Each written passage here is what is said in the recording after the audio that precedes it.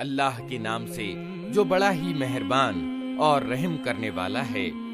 नून, कसम है कलम की और उस चीज की जिसे लिखने वाले लिख रहे हैं। तुम अपने रब की कृपा से मजनू यानी उन्मादी नहीं हो, और यकीनन तुम्हारे लिए ऐसा बदला है जिसका सिलसिला कभी समाप्त होने का नहीं, और बेशक तुम अखलाक के बड़े मर्तबे पर हो। जल्द ही तुम भी देख लोगे और वे भी देख लेंगे कि तुम में से कौन जुनून यानी उन्माद में ग्रस्त है। तुम्हारा रब उन लोगों को भी खूब जानता है जो उसकी राह से भटके हुए हैं, और वही उनको भी अच्छी तरह जानता है जो सीधे रास्ते पर हैं। अतः तुम इन झुठलाने वालों के दबाव में हरगिज न आओ। ये तो चाहते हैं कि कुछ तुम झुको तो ये भी झुकें।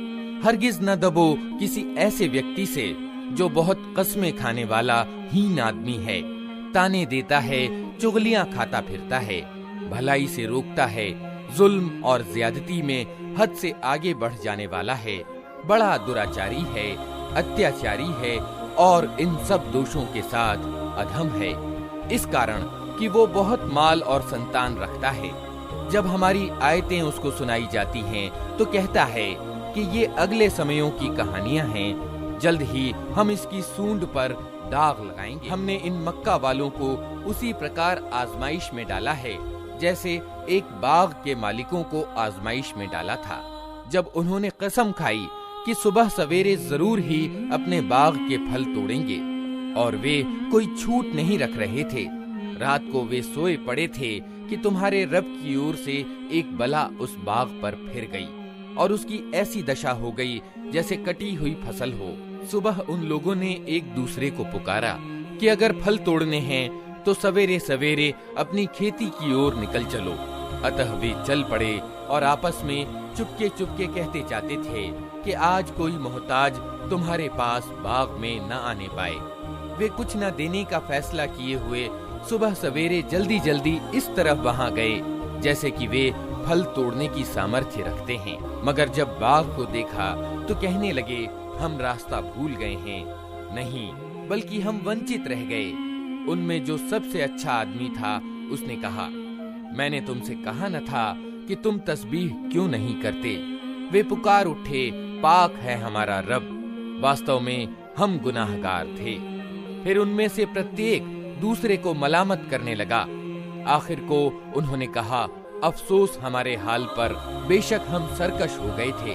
असंभव नहीं कि हमारा रब हमें बदले में इससे अच्छा बाग प्रदान करे। हम अपने रब की ओर रुजू करते हैं। ऐसा होता है अजाब, और आखिरत का अजाब इससे भी बड़ा है।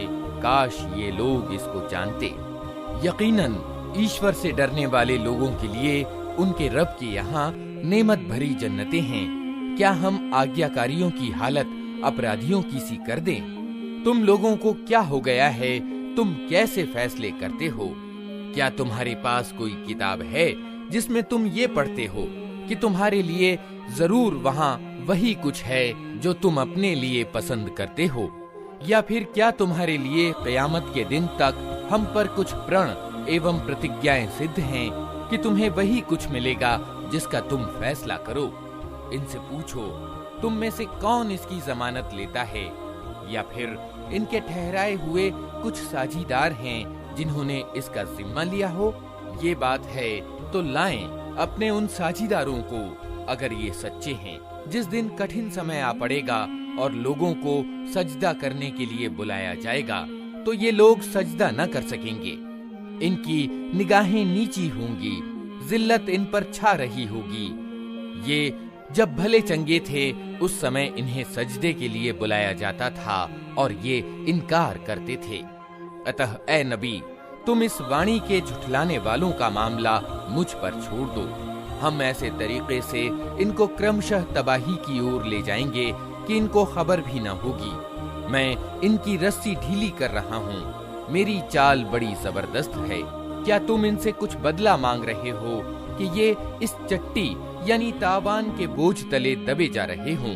क्या इनके पास परोक्ष का ज्ञान है जिसे ये लिख रहे हों?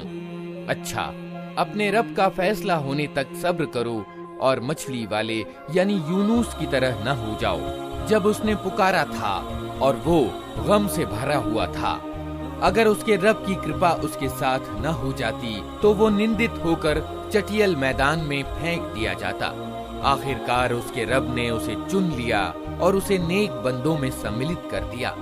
जब ये अधर्मी लोग नसीहत की वाणी यानी कुरान सुनते हैं तो तुम्हें ऐसी निगाहों से देखते हैं मानो तुम्हारे कदम उखाड़ देंगे और कहते हैं कि ये जरूर दीवाना है, हालांकि ये तो सारे जहान वालों के लिए एक नसीहत है।